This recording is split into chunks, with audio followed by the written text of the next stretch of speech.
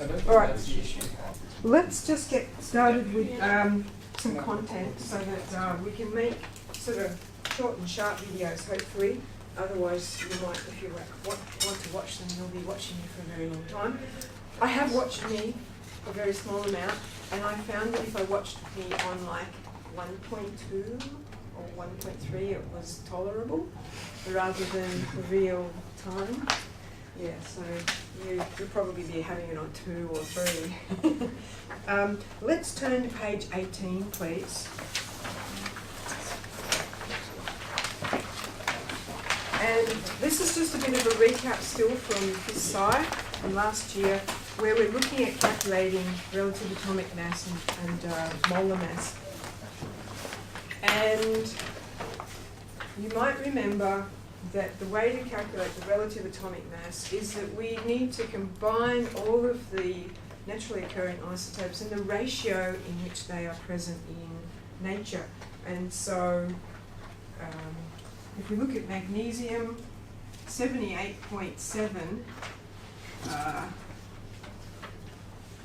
over 100, which is the equivalent then, isn't it, of 0.787 times 24 for the isotope of magnesium with a mass of 24, plus we've got 10.1, so that's going to be 0.101 times 25, plus 11.2% is 0.112 times 26, and that is going to give me 24.33. But if we look to see what were the significant figures given in the question, and all of our percentages were given to 3 sig figs, and so my answer needs to be to 3 sig figs. These numbers don't count as far as sig figs are concerned. Okay, when we're counting whole numbers, that's it. It's assumed to be exactly that. And it's the same then for the mole ratios in any balanced chemical equation. The 2, 4, whatever at the front of the substance is only ever going to be, written as 2. It's not going to be written as 2.00 or anything like that. And so anytime we're using those to adjust ratios, then we don't consider them as far as sig figs are concerned. So these are the relevant numbers for our sig figs. Now for the relative molecular mass, or probably more accurately just calling it molar mass. So you probably remember, or like this, that that's the relative atomic mass. So we've got the capital A for atomic and a little subscript R for relative, and that's then going to be the masses that you see written on your formula sheet from the periodic table for our elements. But if we're thinking about our molar mass, capital M, then it is made up in, technically we would have subscript R there because we are using all of our relative atomic masses to combine together to form our molar mass. I think molar mass is a better term than molecular mass, because not everything is a molecule. Molecular implies molecule, and so if we're thinking about our ionic substances, then they're not molecules. That's just the lowest whole number ratio in which the ions are present. In which case it can be called the formula mass.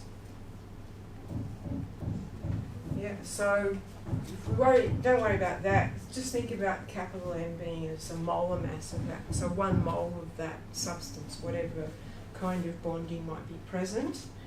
And just make sure too that when you're representing these things in your answers that you always put the thing in brackets. So for my nitric acid, this is telling me that the molar mass of nitric acid is going to be, and then I add my substances together, 14.01, I believe, for nitrogen. I don't round either. I think I said this to you last lesson. Just use the numbers as written on the formula sheet. And it's slightly different to how it's presented in the booklet, but this is how I'm asking you to do it. So it would be 180.0. And when you're writing out your units for molar mass, we would generally use grams per mole, just as a reminder.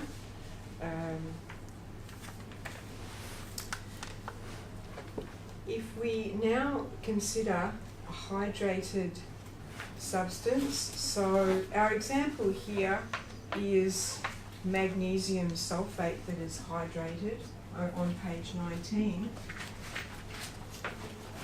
My advice to you is to calculate the two separately. So again, my capital M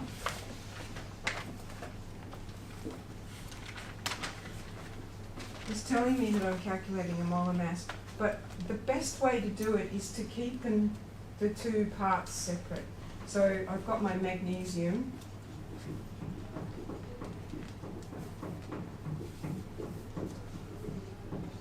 sulfur and oxygen there, and then I'm going to add my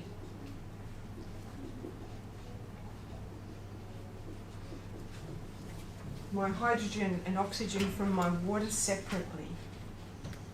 Even though I know I had oxygens over here in the sulfate, I'm keeping them separate because sometimes you'll find that the next part of the question is asking you to think about the anhydrous substance, and so then you've got to do a whole calculation again, whereas if you keep them separate, it's easier to go back and find the percentage, for example. So this is hydrated. What does hydrated mean? It's drunk enough water. It has drunk enough water. It is hydrated, water present.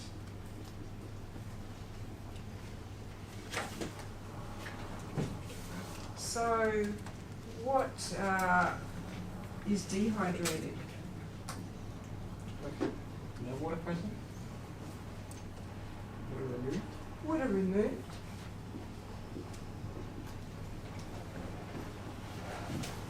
What about anhydrous? It's also water removed, isn't it? Yeah, or at least we could say no water present. Yeah, because the dehydrated, the D part here is saying that I've actually done something to take it away, whereas the anhydrous is saying it's not there.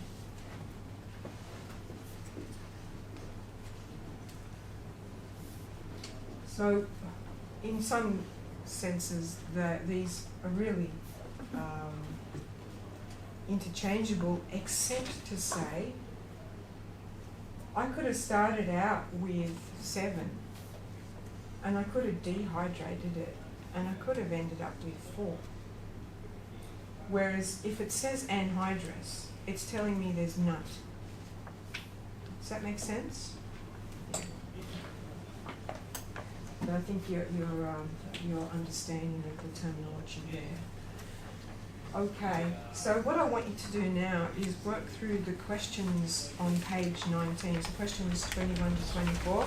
Just a little heads up that 23 is a little bit challenging. You'll need to use your algebra for 23.